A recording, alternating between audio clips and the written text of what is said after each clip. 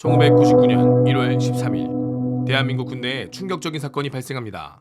바로 육군 정비부대 영내 살인극. 경기도 시흥시 육군정비부대에서 군무원이 흉기를 휘둘러 부대 상관을 해치는 사건이 일어났습니다.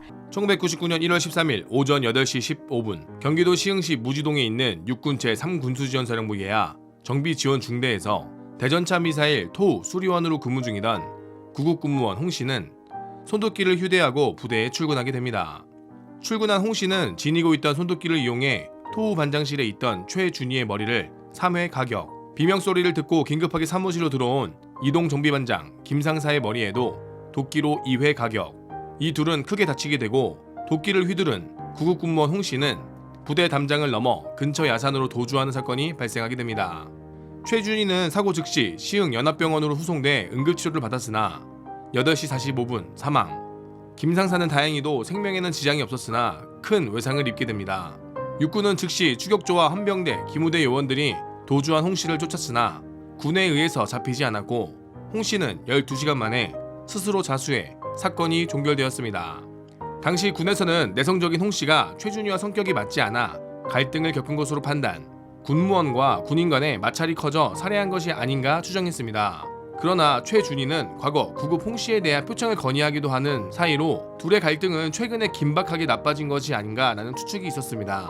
1999년 1월 당시 국방부는 새해에 들어 처음 발생한 악성사고로 모두 충격을 먹었고 심지어 병사들의 사고가 아닌 군무원과 현역 군인 간의 갈등으로 벌어진 영내살인사건으로 매우 충격을 받았던 사건입니다. 20년이 넘게 흐른 지금 대한민국 군인과 군무원 대우 그리고 갈등은 어떠한가요? 물론 구급군무원 홍 씨의 사건은 군무원 시스템의 문제가 아닌 개인의 돌발 행동으로 볼 수 있습니다. 그러나 지금 대한민국 군대의 모습은 군무원과 현역 군인들 간의 갈등, 간부와 병사의 갈등, 부사관과 장교의 갈등, 지휘관과 부하의 갈등이 깊어져 현재 임무 수행이 마비가 되고 조직 내 스스로가 신뢰할 수 없는 조직을 만들어 불신하고 서로를 괴롭히는 조직이 되어가고 있습니다. 2014년 6월 제22 보병사단 임병장 총기 난사 사건, 2014년 제28 보병사단 윤병장 살인사건, 2014년 벌어진 두 개의 사건으로 병사들의 인권 문제와 내무부조리 문제에 대해 군은 심각성을 느끼고 많이 변화하려 노력했고 현재도 진행 중입니다.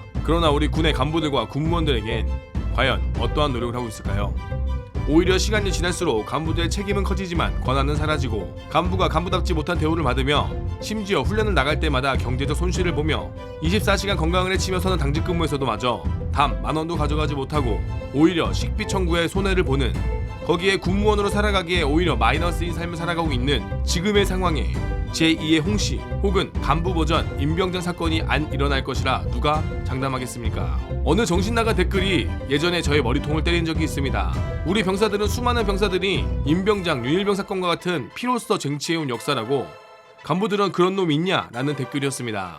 너무 충격적이어서 제가 바로 삭제했지만 한편으로는 정말 그런가?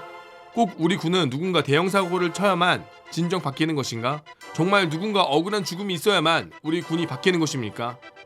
2022년 대한민국 군대는 매우 심각한 수준의 사기 저하와 내부 갈등이 있습니다. AI 드론봇, 워리어 플랫폼, 과연 그것이 우리 대한민국을 지켜주는 것일까요? 아니면 사기가 높고 국가를 지키는 것에 자부심을 느끼는 군인들이 대한민국을 지켜주는 것일까요? 여러분의 생각을 댓글로 부탁드리겠습니다. 시청해주셔서 감사합니다.